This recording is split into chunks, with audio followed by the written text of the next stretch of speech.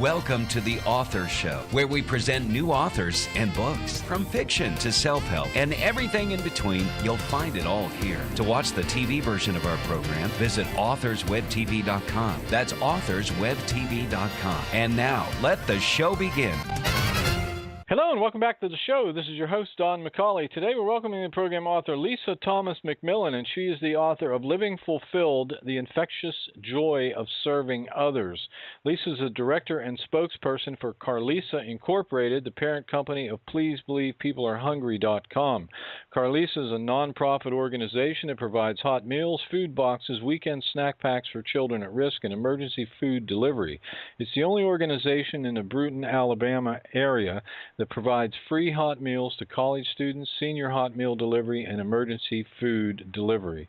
She's the recipient of the 2011 and 2012 Humanitarian of the Year Award, the 2013 Citizen of the Year Award, and the 2014 and 2015 Volunteer of the Year Award. Lisa, how are you? I'm fine today. How are you? Good. Let's start with a big question. Tell us about your book, please. Well, the book is about a hunger death penalty activist that takes the message to the street. It's about a woman that, until about 12 years ago, did not know what she wanted to do with her life. It was a big question mark, and she lived a kind of nomadic lifestyle, moving from place to place all her life, working on every kind of job it was until an earthquake hit California in 1994, and it ran her back home to Alabama because it scared her to death. And when she got back here, she still was that big question, what do I do with my life? So standing behind an elderly woman in the supermarket one day, watching her dig in her purse for pennies to try to pay for $12 worth of food, it certainly dawned on her. This is what she could do with her life. So she paid for the elderly lady's food and walked her to her car, and she found out that she was not the only person in her community suffering from food shortages, and they got together and they started putting names together of other people she could go around and help with food shortages. So this is how the hunger issue got started. And from there, I started rolling down the road, and for the last 13 years, I've been involved in that program, and that's what the book is all about. And what I learned from this through the years is that it's not what you have, and the book is about that. It's to show people and to inform people that it's not what you have or how much you have, but it's that sincerity in your heart to help people. And a lot of people have to be moved into action like I was, because I was like 50 years old when this happened. So it doesn't matter about your age. As long as when that opportunity comes, you take it. And this book is great about telling about the opportunity that came, and I took it, and how much it has really, really improved my life and just made me have this wonderful peace in my life. Who did you write your book for specifically? I wrote it for baby boomers, because you hear a lot of people say that when they get a certain age, that what am I going to do when they retire? What am I going to do? Life is just not going to be the same when they're not working on a job, but it's so much to do.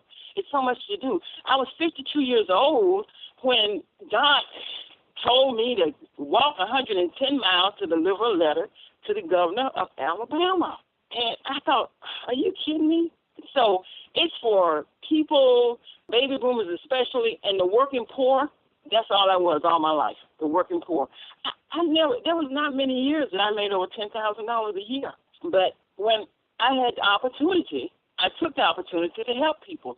So it's for the baby boomers out there, it's for the working poor, and it's for anyone looking for the opportunity to feel a sereneness about their life, because it can come from just reaching out and doing little simple things to make people's lives better.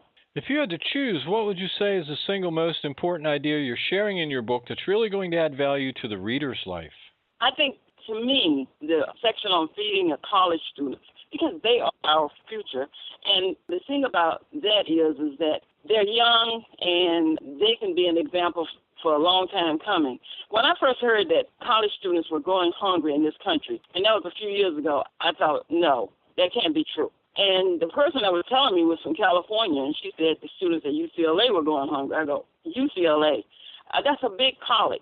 And I thought my little community college down here, if they going hungry in California, they got to be suffering food shortages here.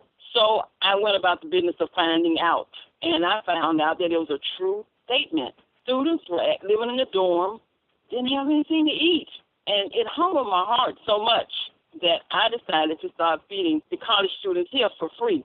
But the thing about it is, the message I would like to get across is there are so many community colleges and universities around this country, and we all, as Americans, that should be something that we all invest our time in, is making sure that college kids have something to eat, because they are our future. And I feel like by helping them, they can go out and help someone else. And maybe 10 years from now, when they get established in less time than that, they can reach back and do the same thing. If we start that trend now, then the fact that college students go hungry, that's something we can definitely do something about.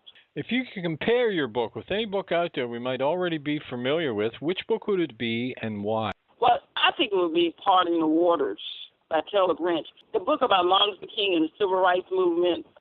Martin Luther King was so brave, and I found this out later in life. The reason he was so brave is because he knew a secret. He knew that God was going to look out for him while he was out there on the road doing all those walks. He did not fear doing those walks because he knew God was going to look out for him.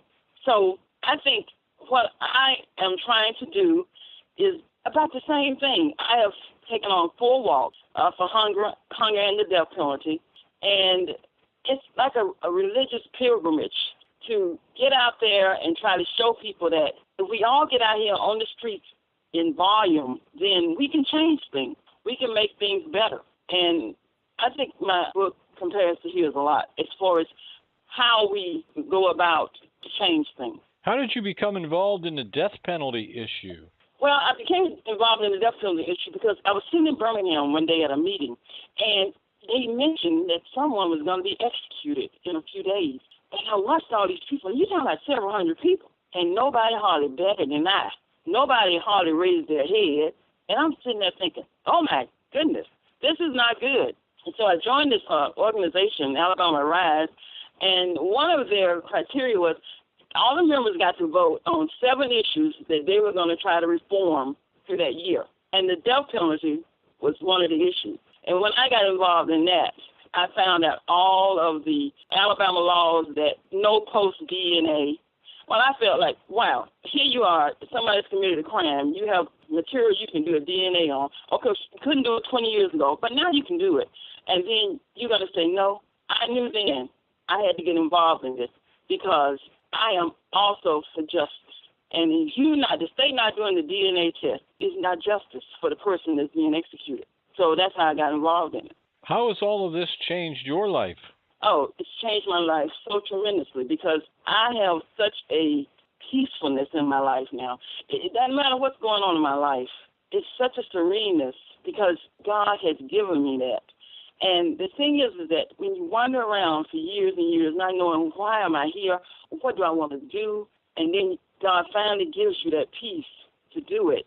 And then he gives you that knowledge to want to share with other people because there's so many people that are looking for something in their life. And my life is a true testament of living the life that Jesus walked everywhere, and he helped all kinds of people. Now, I'm not Jesus, but the thing is that following in the steps of Jesus will give people so much peace like it's given me. My life is that it's just a wonderful life. It's fulfilled now because of what I do. What's been the happiest moment of your journey? I went into a flower shop about 2 weeks ago, and I was talking to the lady in there, and she said, Lisa, I read your book. I said, okay. I said, how did you like it? She said, I loved it. She said, I want to tell you something. She said, I think when people do something to change your life, you should let them know. I said, okay. So a lot of people have told me how much it influenced them, that when they look at people now, they look at people in a whole different light. But she told me, she said, you know, I went to church one Sunday, and the pastor asked all of the people that believed in the death penalty to move to the left side of the church. She said, the whole church moved over there. And she said, and then the pastor looked at them and said, but what about what the Bible said? And she said they just kind of looked at each other, and they didn't say anything, and he asked them all to go back and sit down. She said, but Lisa, your book changed my mind about the death penalty. And I cried. I really did. Because I wasn't expecting that. And it just meant so much to me. I wanted people to change their minds about that, trust me. But I wasn't expecting that. But she told me that. And when I came home and told my husband, I was crying when I told him. I said, why am I crying? He said, because that's a big thing. He said, she ever ends up on the jury with a capital murder case in Alabama. Now you know that person stands a great chance of not getting the death penalty. I said, absolutely. So that was a happy moment for me. Other than selling your book, of course, is there anything else you hope to accomplish with it? I would like to change the world. I would like to show people that, or convince people that just because you don't have $50 to give someone, give them the $3 that you do have. Or just because you only have $10, give them 5 of those. I would like to change people's mindset about how much or how little they can give someone, because as long as you're giving it from your heart and you sincerely want to help, it doesn't matter. Just give what you have and do what you can to help someone else. If you could give just one piece of advice to a writer just starting out, what would that piece of advice be? I think I would give the advice of save your money of press releases and put that money from press releases into a good ad campaign or something that's going to benefit you, and start that before your book even comes out, before it's even published. I think that would be the best piece of advice I can, because I wish I had that done, and I think that would be the best piece of advice I could give. Do you have a website? Yes, it's www.pleasebelievepeoplearehungry.com. Well, this has been just great. Our guest today has been Lisa Thomas-McMillan, and she's the author of Living Fulfilled, The Infectious Joy of Serving Others. Lisa, thanks very much for being with us today. And thank you so much for having me. I appreciate it. This is Don McCauley wrapping up another edition of The Author Show. Please share this interview with your family and friends so that they too may have the opportunity to discover our guest and her work. And why not spread the word on social media? We look forward to you joining us next time for another great book and another great author on The Author Show. Thanks for listening to The Author Show. To contact us, call toll-free 1-877-955-8800. That's 877-955-8800. Or visit theauthorshow.com. That's theauthorshow.com. Tune in next time to another great author on The Author Show.